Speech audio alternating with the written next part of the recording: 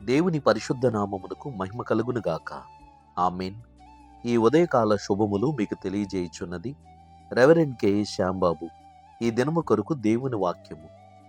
నన్ను బలపరచువాని అందే నేను సమస్తమును చేయగలను.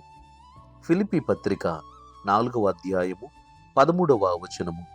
ప్రభునందు ప్రియులారా, బలము అంటే కేవలము శరీరపరమైన శక్తియో లేదా కండరాల పుష్టియో కాదు. ఈ వచనములో బలమును గూర్చి పౌలు గారి అభిప్రాయంలో శారీరకంగాను, ఆత్మీయముగాను, మానసికంగాను సహకారము, సామర్థ్యము అని అర్థం. దేవుడు పౌలు పరిచర్యల్లో ఎదురైనటువంటి అనేక సవాళ్లలో, ప్రమాదములలో, శ్రమలలో, సమస్యలలో సమయోచితమైన జ్ఞానమును, ప్రోత్సాహమును అనుగ్రహించి ధైర్యపరిచాడు. కనుకనే పౌలు గారు అద్భుతమైనటువంటి సువార్త పరిచర్య చేయగలిగారు. ఎన్నో రకాలైనటువంటి ఆటుపోట్లను ఎదుర్కొని ధైర్యముతో ముందుకు సాగగలిగాడు.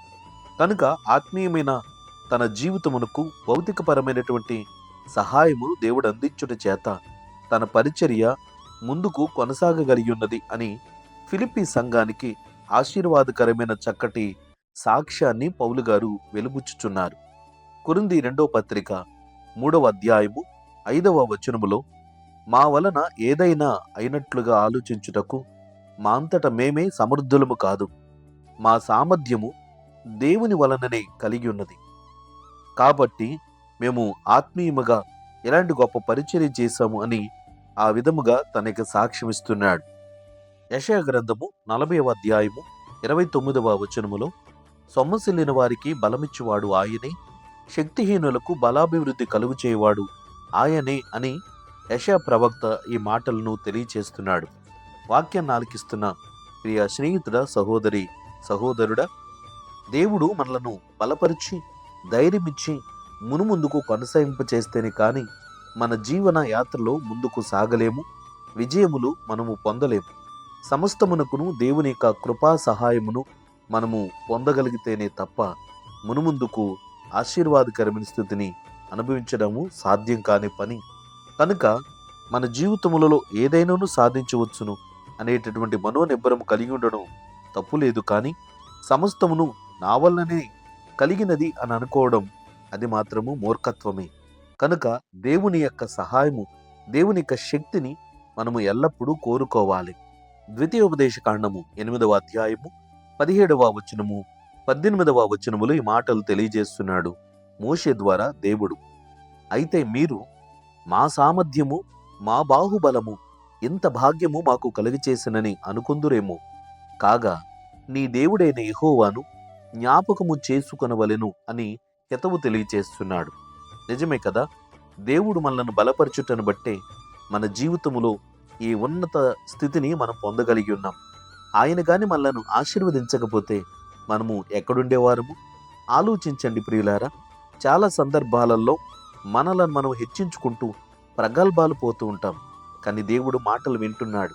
దేవుడు ఇచ్చినటువంటి ఘనతను దేవునికి కృతజ్ఞతాస్తుతులు చెల్లించినట్లుగా మనం చెప్పాలి. మన జీవితంలో ఈ విజయమును పొంది ఉన్నామనేటటువంటి దాని వెనక దేవుని హస్తం ఉన్నదని, ఆయన నన్ను బలపరచుటను బట్టే, ఆయన కృప వలననే నేను ఇది సాధించగలిగానని దేవునిని హెచ్చించాలి. మనలను మనం తగ్గించుకోవాలి. అప్పుడే కదా దేవుని యందు మన కృతజ్ఞత పరిపూర్ణముగా వెలుగుచ్చిన వారమవుతాం. దేవుడు అట్టి వారిని బట్టి ఆలోచన చేస్తున్నాడు. ఆయన బలపరిచితే ఎంత గొప్ప కార్యమునైనను మనం చేయగలం. ఆయన సహాయం చేయకపోతే మనము ఒంటరిగా మిగిలిపోతాం. ఎందుకనగా బలము, శక్తి ఆయనదే.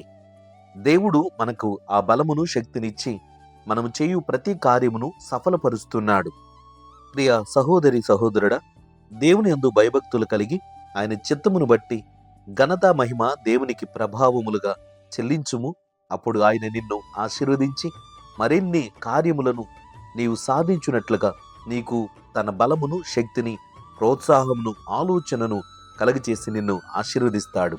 దైవాశీస్సులు కలుగునుగాక. ఆమేన్. ప్రార్థన. ప్రేమగల తండ్రి, ఘనమైన దేవానికి స్తోత్రాలు.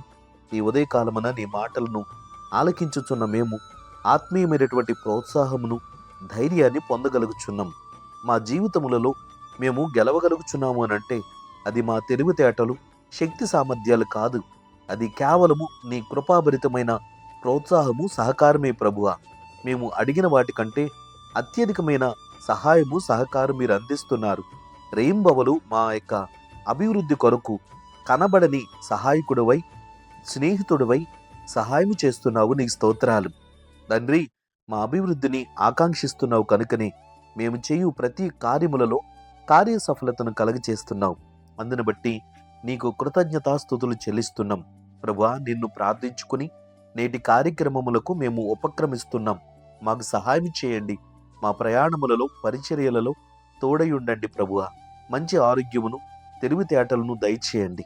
ఏ కీడులలోనూ పడకుండా మాకు సహాయం చేయండి.